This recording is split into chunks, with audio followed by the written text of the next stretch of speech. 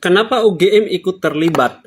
Pertanyaan ini yang sejak awal mengganggu kepala saya sejak kasus dugaan ijazah palsu mantan presiden kita Bapak Jokowi ini bergulir.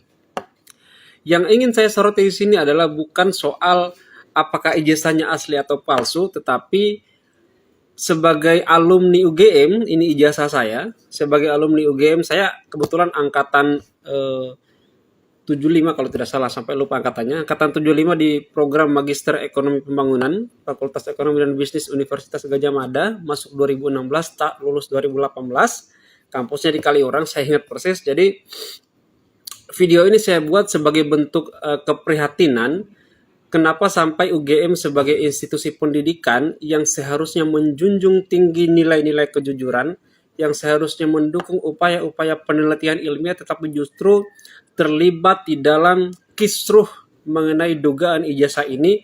Apalagi kemarin kita saksikan di banyak sekali berseliweran di media, bagaimana UGM kemudian tidak mampu mempertanggungjawabkan positioningnya secara clear di hadapan sidang Majelis Komisi Informasi Pusat.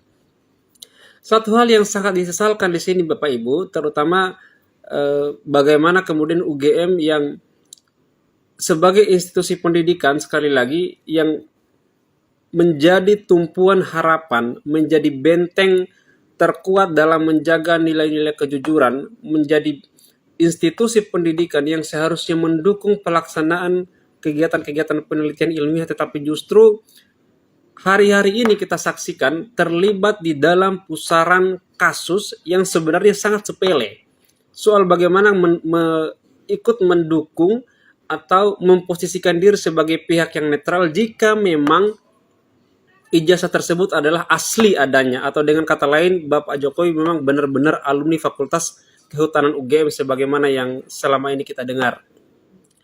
Saya menghimbau dalam posisi sebagai alumni, sebagai bentuk keprihatinan dan sebagai bentuk dukungan moral kepada Universitas Gadjah Mada yang tercinta, sekiranya ada Bapak Ibu yang mendengarkan atau memperoleh pesan ini, mohon sebagai bentuk kepedulian sekali lagi, bersikaplah sebagaimana institusi pendidikan seharusnya bersikap. Jangan sampai ikut-ikutan memperkeruh suasana dengan memposisikan diri tidak netral karena berbagai faktor atau karena berbagai variabel tertentu yang justru semakin memperburuk citra Universitas Gadjah Mada sebagai institusi pendidikan yang terhormat. Ya, oke teman-teman, selamat datang kembali di channel ini. Ya, kasus ijazah Pak Jokowi ini terus bergulir dan ada saja hal-hal baru yang ditemukan oleh kubu Roy Suryo dan juga ya Dr. Tifa teman-teman, yang mempermasalahkan bagaimana dengan kasus ijazah Pak Jokowi ini. Dan sampai sekarang mereka masih ya diperiksa oleh pihak kepolisian ya, karena Pak Jokowi melaporkan mereka tentang ya pencemaran nama baik. Dan tentu kita menyerahkan bagaimana proses hukum di dalam menyelesaikan kasus ijazah Pak Jokowi ini teman-teman, karena kita ini berada di negara hukum dan tentu kita sebagai warga negara taat hukum. Dan seperti juga Dr. Tifa ini ya, mereka taat hukum ya, ketika mereka dipanggil oleh pihak kepolisian untuk dimintai keterangan, maka mereka hadir ya dalam pemeriksaan. Ya, beda dengan Sylvester teman-teman ya. Kalau kita lihat Sylvester ya, malah dia yang mengajukan PK peninjauan kembali, dan dia pula yang tidak hadir dalam sidang PK tersebut, yang harusnya dia, karena dia yang mengajukan PK itu ya peninjauan kembali, maka dia juga yang harus hadir sebenarnya. Tetapi apa yang dilakukan oleh Sylvester, maka dia tidak hadir. Dan tentu yang dilakukan oleh kejaksaan karena sudah dibatalkan PK itu ya, karena 2 kali yang bersangkutan tidak hadir, maka tentu suka tidak suka, mau tidak mau Sylvester harus dieksekusi. Kenapa? Karena putusannya sudah inkrah, sudah berkekuatan hukum, dan itu tidak bisa dibantah lagi.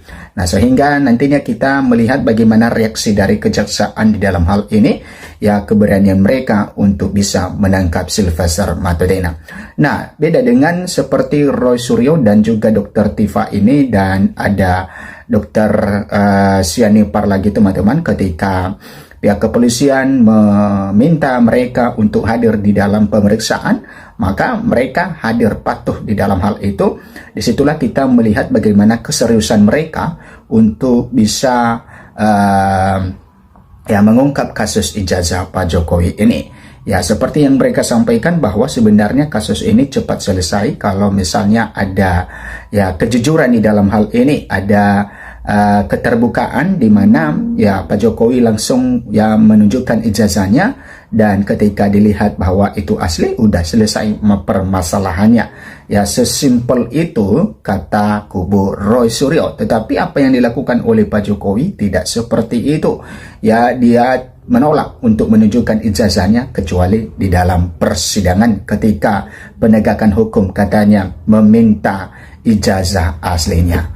Oke, kita lihat di sini teman-teman apa yang disampaikan oleh Dr. Tifa di dalam hal ini. Dr. Tifa shock ijazah Jokowi sudah tak ada di Polda Metro Jaya. Nah, Dr. Tifa ini shock mendengarkan bahwa ijazah asli Pak Jokowi bukan lagi berada di Polda Metro Jaya, karena Pak Jokowi sendiri mengatakan bahwa semua ijazahnya sudah diserahkan ke Polda Metro Jaya, dan ternyata Dr. Tifa itu mengaku bahwa ijazahnya itu ijazah Pak Jokowi tidak berada di Polda Metro Jaya. Dr. Tifa alias Tio Fauzia Tiasuma mengaku shock saat mengetahui bahwa ijazah Presiden ke-7 Indonesia, yaitu Joko Widodo atau Jokowi, telah dikirimkan dari Polda Metro Jaya ke Mabes Polri. Nah, dari Polda Metro Jaya ke Mabes Polri. Nah, kenapa ini bisa pindah teman-teman, ijazah Pak Jokowi ini dari Polda Metro Jaya ke Mabes Polri? Nah, kita lihat apa yang disampaikan oleh Dr. Tifa di dalam hal ini, sehingga Dr. Tifa merasa heran ketika mengetahui bahwa ijazah Pak Jokowi tidak lagi berada di Polda Metro Jaya tetapi berada di Mabes Polri.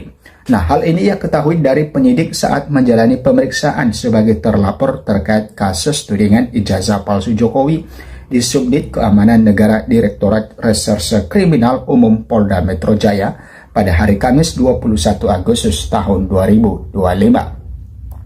Jadi saya akan menjawab pertanyaan yang disampaikan dengan syarat ijazah asli atau ijazah dari Joko Widodo ada di meja ini, kata Dr. Tifa usai menjalani pemeriksaan. Nah, ternyata ada sebuah jawaban yang membuat saya surprise.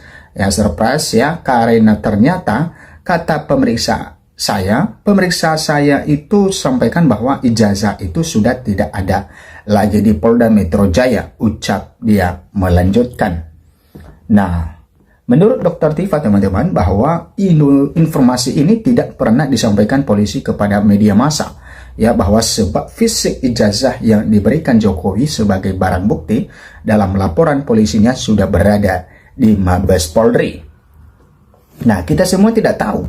Dan posisi dari ijazah itu sekarang ada di Mabes dan sedang atau sudah dilakukan uji forensik, tegas dia. Nah, karena itu teman-teman, bahwa ia malah mencecar sejumlah pertanyaan kepada penyidik Subdit Keamanan Negara Direktorat Reserse Kriminal Umum Polda Metro Jaya. Harusnya kan secara transparan Polda Metro Jaya harus sampaikan dong bahwa isi ijazah itu sudah tidak ada di sini. Nah, kalau memang demikian tidak ada relevansinya untuk bertanya kepada kita, tegas dia. Nah,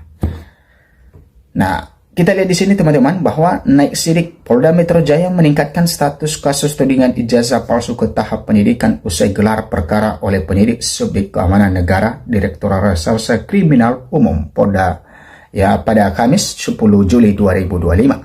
Kemudian Subdit Keamanan Negara Direktorat Reserse Kriminal Umum Polda Metro Jaya saat ini tengah menangani 6 laporan polisi, termasuk laporan yang dibuat oleh Jokowi. Laporan Jokowi itu terkait pencemaran nama baik dan atau fitnah. Nah, sementara itu 5 laporan polisi lainnya adalah hasil pelimpahan perkara dari Polres ke Polda Metro Jaya. Objek perkara dalam 5 laporan tersebut adalah penghasutan. Nah, 5 laporan terbagi 2. Yang 3 LP sudah ditemukan dugaan peristiwa pidana sehingga naik ke tahap penyidikan, dan 2 laporan lainnya sudah dicabut dan pelapor tidak memenuhi undangan klarifikasi, ujar Kabid Humas Polda Metro Jaya Kombes Ade Are. Nah, setelah naik status penyidikan teman-teman, bahwa para terlapor dalam perkara ini adalah Egy Sujana, Rizal Fadilah Kurniatri Royani, Rustam Effendi, Damai Hari Lubis, Roy Suryo, Resmon Siani Tifauzia, Tiasuma Abraham Samad, Mikhail Sinaga, Nurdian Susilo, dan Aldo Hussein. Dalam kasus ini Jokowi menjerat dengan pasal 310 KUHP dan atau pasal 311 KUHP serta pasal 35 junto pasal 51 ayat 1, pasal 31, pasal 32 ayat 1 junto pasal 48 ayat 1 dan atau pasal 27A junto pasal 45 ayat 4 Undang-Undang Nomor 11 Tahun 2008 tentang Informasi dan Transaksi Elektronik. Nah, itu teman-teman yang disampaikan oleh Dr. Tifa, di mana dia terkejut dengan penemuan ini, bahwa ternyata ijazah Pak Jokowi bukan lagi di Polda Metro Jaya, tetapi sudah berada di Mabes Polri ketika dia diperiksa oleh pihak penyidikan.